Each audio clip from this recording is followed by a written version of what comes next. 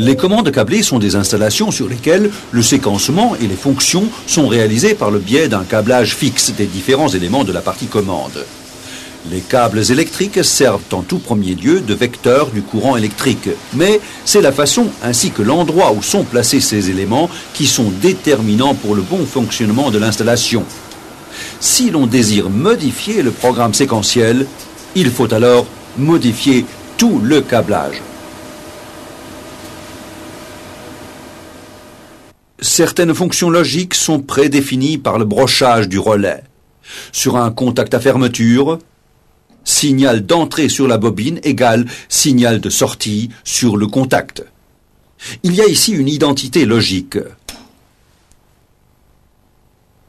Sur un contact à fermeture, signal d'entrée sur la bobine égale pas de signal de sortie sur le contact.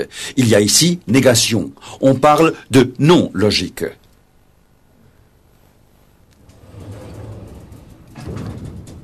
On peut voir sur cet ascenseur des combinaisons en logique câblée pour la commande de la partie puissance d'un dispositif hydraulique.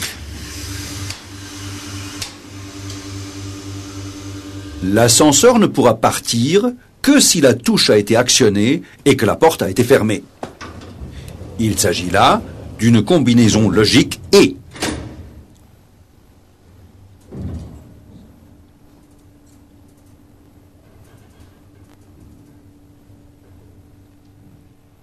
Et voilà comment on la représente dans le schéma.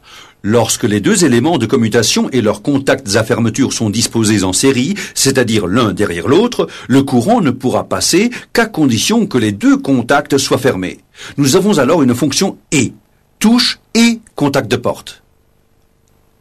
Voici une autre combinaison logique. L'ascenseur peut être démarré de l'intérieur ou de l'extérieur. Le schéma électrique comporte à nouveau deux contacts à fermeture, mais cette fois, ils sont montés en parallèle. Il suffit donc que l'un ou l'autre soit fermé pour que le courant puisse passer. Nous avons là une combinaison logique ou.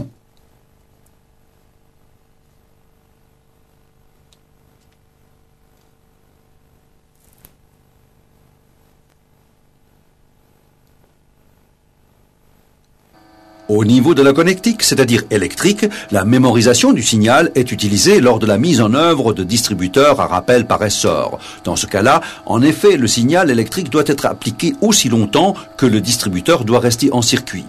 Cet état peut en outre être signalé au moyen d'un voyant.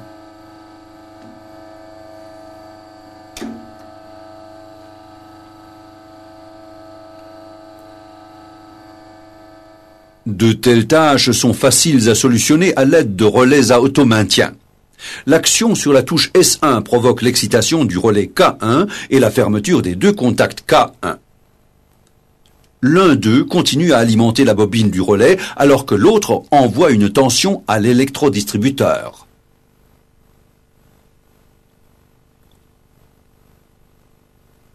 Cela signifie que le relais reste excité même si l'on ouvre à nouveau le contact S1 et ce jusqu'à ce que S2 soit ouvert.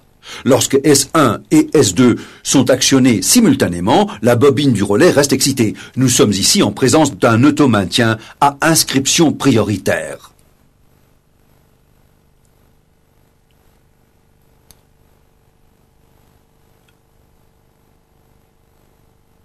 Voici un exemple. Dans ce circuit, le signal marche reste actif même lorsqu'on envoie en même temps le signal arrêt.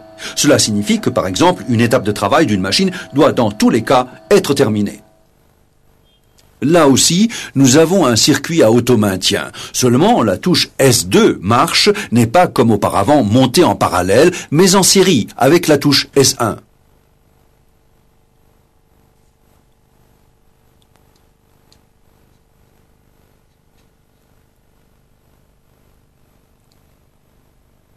Cela signifie que le circuit électrique doit obligatoirement être coupé lorsqu'on actionne S2, quelle que soit la position de la touche S1.